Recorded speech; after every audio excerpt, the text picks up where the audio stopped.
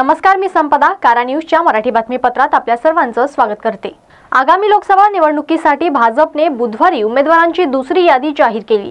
केंद्रीय मंत्री नितीन गडकरी यांना नागपुरात तिकीट मिळाले.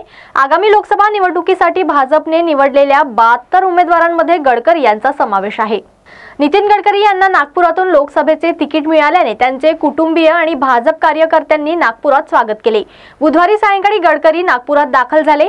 नागपूर विमानतळावर गडकरींचे स्वागत करताना भाजप कार्यकर्ते नाचताना दिसून आले.